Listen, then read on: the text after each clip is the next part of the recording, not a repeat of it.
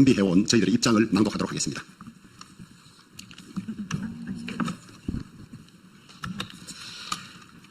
이재명 대통령에 대한 공직선거법 위반 사건의 파기환송심을 재판 중인 서울고등법원 재판부가 헌법 제84조를 이유로 기일을 변경하고 추후 지정한다고 결정을 했습니다. 사법부가 정치 권력에 굴복해서 사실상 이재명 대통령의 임기가 끝날 때까지 재판을 진행하지 않겠다는 뜻을 밝힌 것입니다. 이제 이재명 대통령에 대한 나머지 형사재판도 진행되지 않을 가능성이 높아졌습니다. 법원의 이번 결정은 국민의 눈높이에 맞지 않을 뿐만 아니라 법리에도 전혀 맞지 않습니다. 여론조사 결과를 보면 여전히 다수의 국민들은 이재명 대통령에 대한 재판은 계속되어야 한다고 응답하고 있습니다. 민주당은 대통령이 재직 중 재판을 받으면 대통령의 국정수행에 장애가 된다는 이유로 헌법 제84조의 불소추 특권의 소추에 대해 재판도 포함된다는 억지 주장을 하고 있습니다. 그러나 민주당은 홍준표 전 시장이 우리 당의 대통령 후보였던 2017년에는 불소추 특권의 소추에 재판은 포함되지 않는다고 주장했었습니다. 당시 민주당 송영길 대표는 홍준표 후보를 향해 대통령에 당선되더라도 헌법 제84조의 불소추 특권이 적용되지 않는다고 강하게 주장했었습니다. 또한 당시 헌법학자 10명을 상대로 설문조사를 실시한 결과 헌법학자 10명 중 7명은 대통령 신분이 이미 진행 중인 재판에는 영향을 미치지 않는다고 해석했습니다.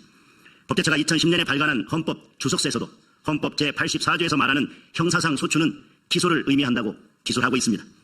멀리 갈 것도 없이 민주당은 지난 윤석열 정부에서 대통령을 수사 대상에 포함시킨 특검 법안을 비상계엄 이전에만 19차례나 발의했습니다. 심지어 대통령 당선인 시절에 이미 2건의 특검법을 발의하기까지 했습니다. 논리는 헌법 제84조에 규정된 불소추 특권의 소추는 기소만 의미할 뿐 수사는 포함되지 않는다는 것이었습니다. 대한민국의 근간을 이루는 헌법이 한 사람을 위해 마음대로 해석되어서는 안 될 것입니다. 특히 최고 권력자인 대통령의 형사처벌을 막기 위해 대통령 한 사람에게 특권을 주는 방향으로 해석되어서는 더더욱 안 될 것입니다. 따라서 법원이 헌법을 자의적으로 해석해서 이재명 대통령에 대한 재판을 임기 후로 미루겠다고 나선 것은 매우 유감스럽고 결코 용납될 수 없는 일입니다. 같은 논리로 헌법을 개정하지 않고 헌법 제84조를 입맛대로 해석해서 이재명 대통령에 대한 모든 형사재판을 중지시키겠다는 형사소송법 개정안도 명백히 위헌입니다.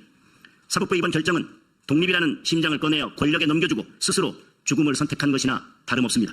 사법부의 사망은 곧 민주주의의 사망입니다. 사법부의 이러한 현실에 대하여 오랜 기간 법원에 몸 담았던 저희들로서는 큰 우려를 표하지 않을 수 없습니다. 이제라도 법원은 이재명 대통령에 대한 공직선거법 위반 사건의 재판을 다시 진행해야 합니다. 그리고 나머지 형사재판도 중단 없이 진행되어야 합니다. 국민이 이재명 대통령을 선택한 것은 당당하게 재판을 받고 본인이 강조해온 것처럼 국민 앞에 떳떳하게 무죄를 증명하라는 명령인 것입니다. 이재명 대통령도 민주당도 그리고 사법부도 국민의 명령을 따르기 바랍니다. 2025년 6월 10일 국민의힘 법관 출신 의원 주호영, 김기현, 나경원, 조배숙, 장동혁 이상입니다. 그동안